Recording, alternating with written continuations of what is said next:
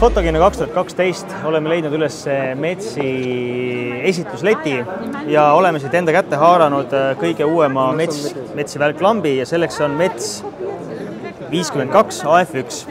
Väidetavalt siis lõpetatakse Mets 50 tootmine ära ja tuleb asemel 52. Mis on selles välgusega erilist?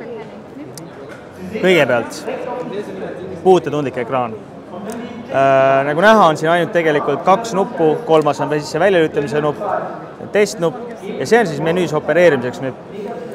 Nüüd, mis ongi asja võlu ja ilu, on see, et see on hästi intuitiivne menüü, kõik on selge, kõik on lihtne ja me saame ilusti kohe näiteks mingid infot ja asju leida siit. Noh, paneme siit, vaata, mis me leiame siit.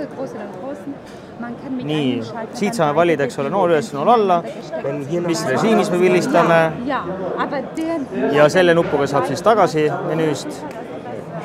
Saab igasuguseid seadeid muuta, et väga selline mõnus ja lihtne.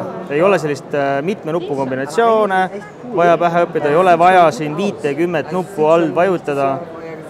Et kõik on kohe näha, kõik on selge, mis on mis. Ja ekraani heledust ja tumedust saab muuta ja isegi nii palju, et siin oli selline asi, nagu seda on. See ekraan tegelikult pöördub. On, eks ole, siis me teeme niiviisi. See ekraan pöörab meile täpselt niipidi, nagu meil välk on. Väga peen. Mis veel? Loomulikult heast tuntud kvaliteedis metallist välgukand, ehk siis alusplaat. Ja lülitame ta korraks välja ja ikkagist on jäetud endiselt meil alles USB pesa.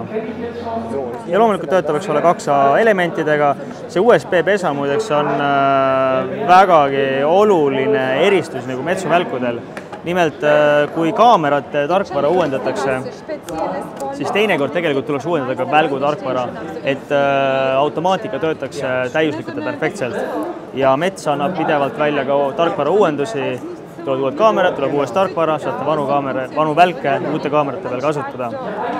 Et igatahes väga selline mõnus, väike, võimas siiski juhtarv 52, puute ekraaniga,